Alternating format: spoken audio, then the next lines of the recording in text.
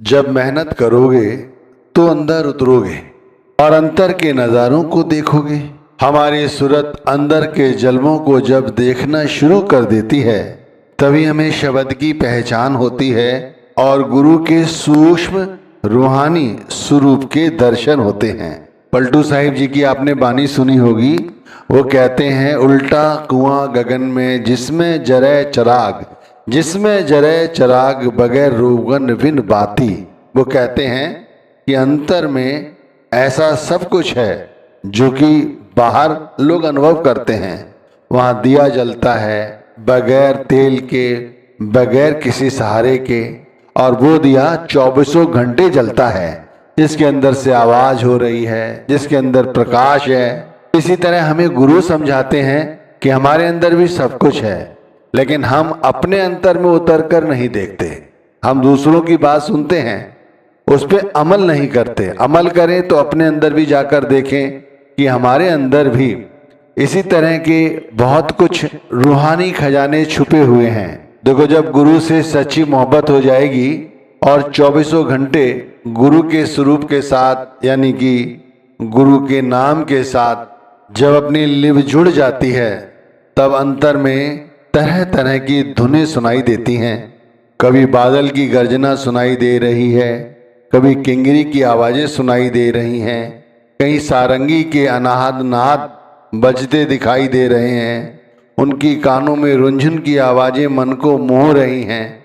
अब यदि किसी के साथ साझा करो तो वो कहता है, ये आप कैसी बातें कर रहे हैं, हमने तो अपने अंदर कभी नहीं पाई। और जबकि हम बहुत समय से, ऐसा नहीं, बहुत अरसे से नाम जप रहे हैं, भजन बंदगी कर रहे हैं। भजन बंदगी का असली मकसद है क्या? ये सब देखना, ये सब सुनना ही तो है। अब यदि ये नहीं सुन पा रहे हो, नहीं देख पा रहे हो, तो फिर विचार करने की जरूरत है कि गलती है कहाँ। एक तरफ बाहरी शोर जो हमें दुनिया की ओर खींचता है, और एक तरफ वो मधुर धुनें जो मन को मोह लेती हैं, मन को हर्षित करती हैं और ऊपर हमें ले जाती हैं, ऊपर के रूहानी मंडलों पर चढ़ाती हैं, गुरु के स्वरूप को हमें दिखाती हैं। अंतर में गुरु दर्शनों की इच्छा जागृत होती है, परमात्मा के साक्षात्कार का अंतर में लौ जागती है। बाहर की जितनी भी मूर्तियां हैं, उनका श्रृंगार है, वो बहुत ही अच्छा लगता है। ये झांकियां बड़ी ही सुंदर और मनमोहक दिखाई देती हैं, लेकिन अंतर में जो गुरु का अलौकिक दर्शन है, उसका जो श्रृंगार है, उसका जो स्वरूप है, उसका अनुभव करो ना, उसका दर्शन करो। वो सच्चे दर्शन हैं। जब एक बार हम अंतर में उन दर्शनों को करने लग जाते हैं, तब हमें अपने तन की सुध नहीं रहती। संसार की समस्त चाह निकल जाती है।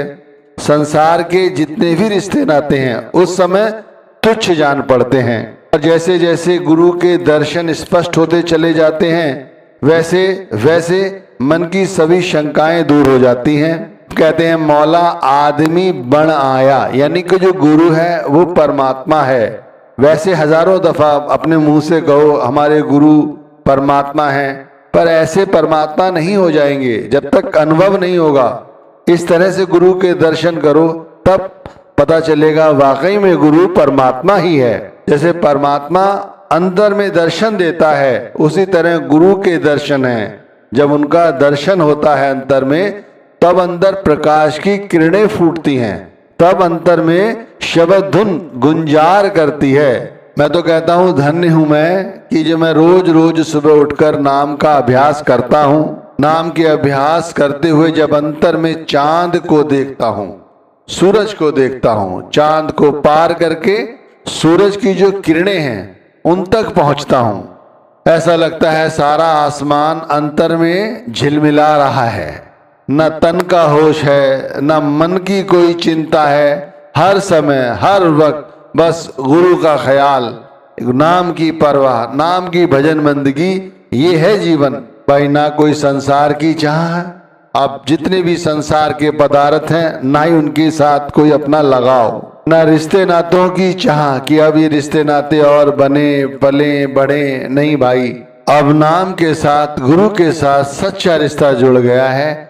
अब किसी रिश्तेदार की कोई जरूरत नहीं। अनुभव यही होता है कि धन्य है मेरे भाग जो मैंने अपने गुरु के इस रिश्ते को पहचाना। जो गुरु हमारी लाज रखता है और कहते हैं धर्मराज के सामने भी हमारी ख्वारी नहीं होने देता। इतना बड़ा रिश्तेदार कोई है संसार में? विचार करके देखो।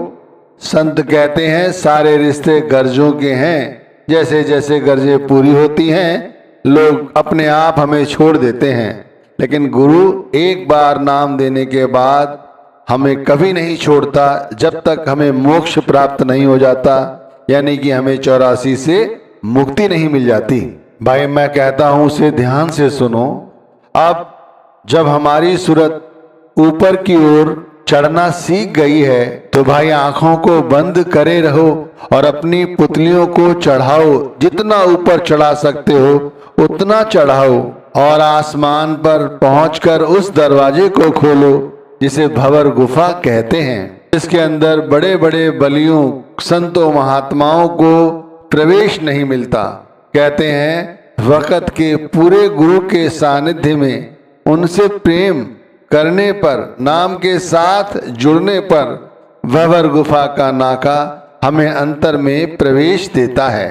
जब प्रवेश कर जाओगे तो अंतर की सैर करोगे, वहाँ के सुंदर सुंदर नज़ारे देखोगे, वहाँ जो हो रही हैं धुनें उन्हें सुनोगे। ये सब तमाशे हमारे इसी शरीर के अंदर हैं। मैं तो कहता हूँ ऐसा लगता है जैसे आसमान नीचे आ गया है और हम ऊपर पहुंच गए हैं। ऐसे भी कह सकते हैं कि हमारी रूह अब त्रिकुटी में समा गई है। जब हमारी रूह त्रिकुटी में समा जाती है तब वो इस शरीर को भी देख सकती है और रूह विचार करती है, देखो इस शरीर में रहने के बावजूद भी मैं दुनिया की शक्लों और पदार्थों के साथ ही जुड़ी रही। जबकि जुड़ना किसके साथ था? परमात्मा के साथ, शब्द के साथ। जब सूरत त्रिकुटी में समा जाती है तो जैसे सूरज उगता है और उगते ही लाल रंग बिखेर देता है, इसी तरह जब त्रिकुटी पर रूह जम जाती है तब वहां पर शुरुआत इसी रंग के साथ होती है। ऐसा लगता है जैसे अंतर में सूरज प्रकट हो रहा है, लाल रंग की लालिमाएं बिखेर रहा है। अब उस अंतर की जो लालिमा है, जो प्रकाश अंतर में हो रहा है, जो बाहर का प्रकाश है, बाहर का सूर्य है, वो अंतर के प्रकाश की तुलना नहीं कर सकता। मैं तो कहता हूं बाहर ऐसे कई सूरज हों तब भी उस सूरज की कोई बराबरी नहीं कर सकते। भाई इस मुकाम को पार कर जाओ तो फिर क्या है, शून्य का देश शुरू हो जाता है, महाशून्य की अवस्था शुरू हो जाती है। यानी ये कहा जाए तो ज्यादा अच्छा होगा कि हमारी रूह महाशून्य की समाधि में पहुंच जाती है। जब रूह महाशून्य की समाधि में पहुंच जाती है तब वो शब्द धुन को सुनती है, शब्द के प्रकाश का साक्षात्कार करती है, सूरत स्वयं अपना साक्षात्कार करती है। आपने अनुभव भी किया होगा कि जैसे हम जब सुमिरन करने बैठते हैं, भजन करने बैठते हैं और कोई पल ऐसा आता है कि हमारी रूह जब परमात्मा में लीन हो जाती है तब हमारे अंतर में एक फुरफुरी सी आ जाती है, सारा शरीर एकदम सुन्न हो जाता है, कांप जाता है। ऐसा लगता है शरीर पर हाथ फेरो तो ऐसा लगता है जैसे हमारे रूहें खड़े हो गए हों। भाई ये एक छोटा सा अनुभव है, ये तकरीबन काफी लोगों को होता होगा।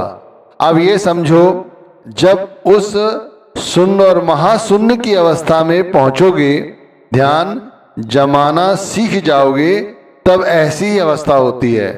सचेत रहता है व्यक्ति अंतर से और बाहरी तौर पर वो मर जाता है।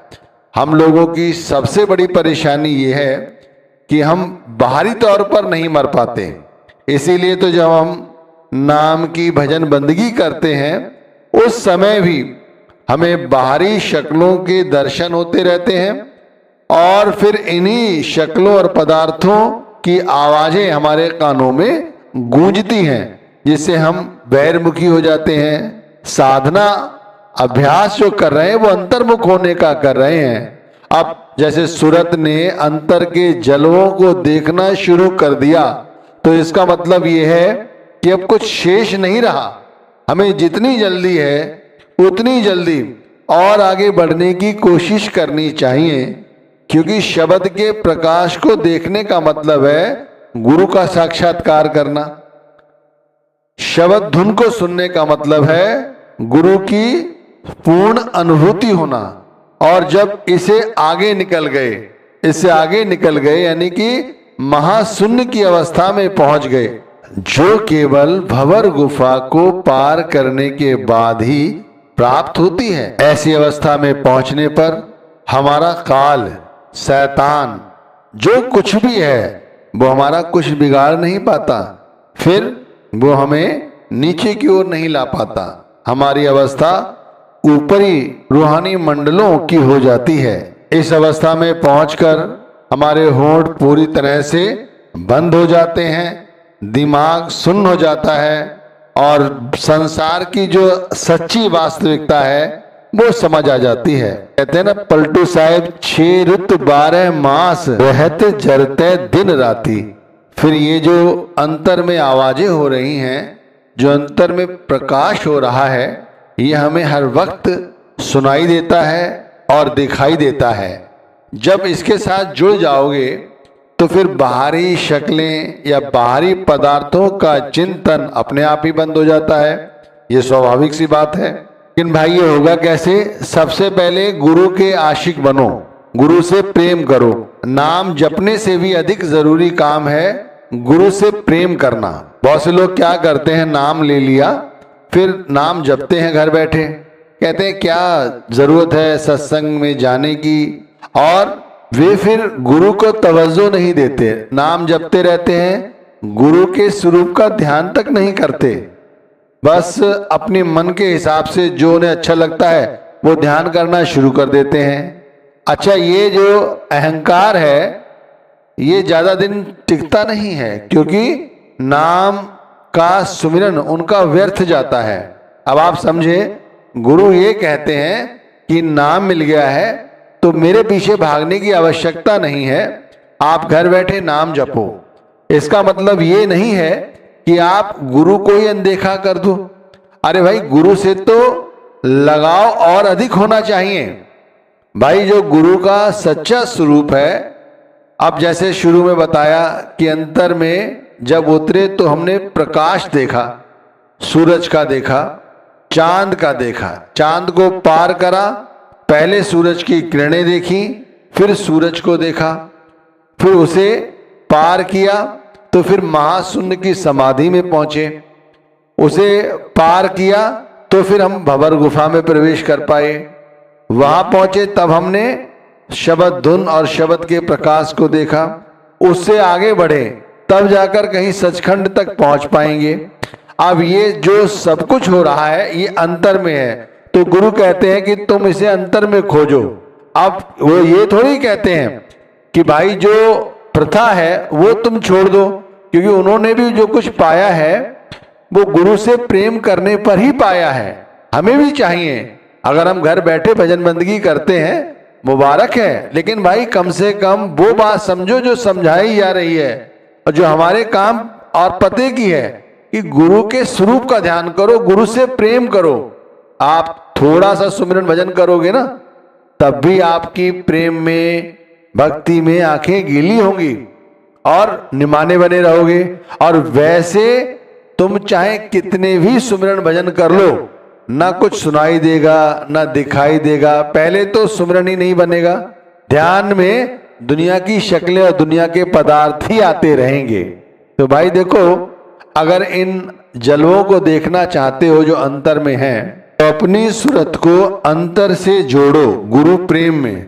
एक बार उतरना सीख गई तो गुरु भक्ति सहज हो जाएगी, नाम भक्ति सरल हो जाएगी और गुरु का स्वरूप चित्त में हर वक्त बसा रहेगा। बड़े निमाने और भिखारी की तरह गुरु के आगे फरियाद करो कि अंतर में उतरना चाहता हूं प्रभु, मेरी मदद करो। मैं कुछ नहीं कर सकता, जब तक आप सहारा ना दें तब तक संभव ही नहीं है कि मैं अंतर में उतर कर कुछ देख सकूं। हजारों करोड़ों लोग सुबह सुबह नाम की